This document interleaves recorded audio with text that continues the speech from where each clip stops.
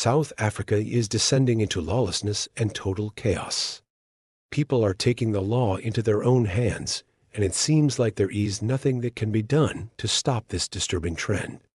We have just received some very disturbing images from KZN, KwaZulu-Natal. These images show people who are accused of stealing electricity illegally. They are paraded through the streets. They're being beaten up with the use of a sjambok, which is a traditional whip-like instrument used in South Africa. They are also being tortured with an electric cable. And at the end, they are hung upside down. This disturbing behavior is not only reserved for alleged criminals. It has now spread to people who are just trying to make an honest living. Truck drivers are now being targeted. The All Truckers Association says its members are being intimidated, harassed, and prevented from working in certain areas. One truck driver was burnt inside his truck in the N2 freeway near to the Bay Head Bridge in Durban. Another driver had his truck blocked by protesters who were demanding that he be searched. When he refused, they turned violent and started stoning his truck. A third driver had a similar experience. He was also told to turn back. He was told to go back to where he's coming from. But when he continued driving, he was attacked and his truck was stoned.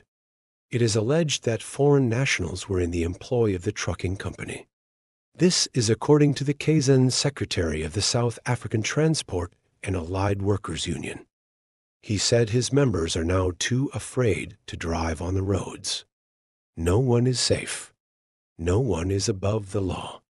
The police are supposed to be held accountable. If anyone commits a crime, they must be arrested and taken to court. It doesn't matter if those people are Zimbabwean. It doesn't matter if they are Mozambican or South African. What matters is that they should face the full might of the law. But this is not happening in South Africa, and it seems like things are getting worse and worse. It is said that foreigners are not allowed to travel on the N2 freeway. This is the main route between Durban and Cape Town. Trucks are also being stopped and searched.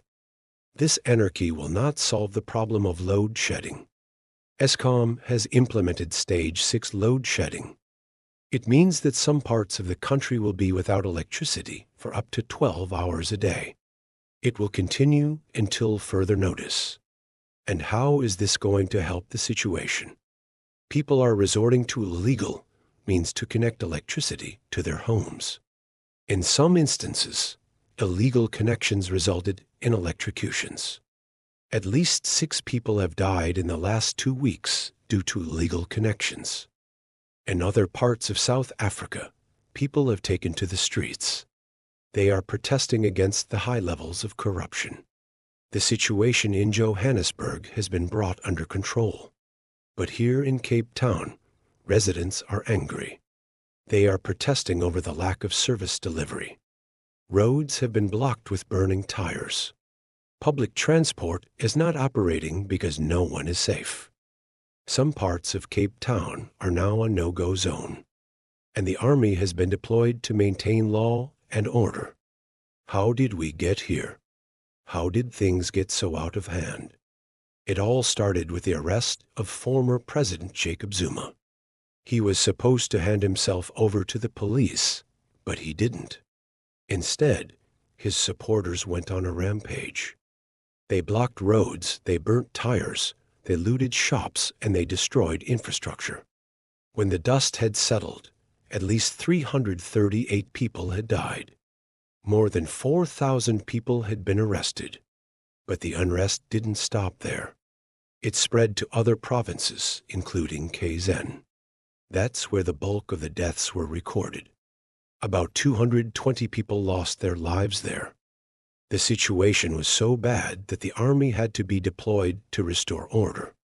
But instead of thanking the soldiers for restoring peace, some people are now targeting them. Soldiers are being accused of being foreigners. They are being attacked and beaten up. Some soldiers were caught in the crossfire during the unrest in July. They were not prepared for this. They didn't sign up to fight South Africans. They are now traumatized. What is the solution? The soldiers should not have been deployed in the first place. The police were capable of handling the situation. But now it's going to take more than the police to restore order. South Africa's social fabric has been torn apart. Trust has been broken. And now people are taking the law into their own hands.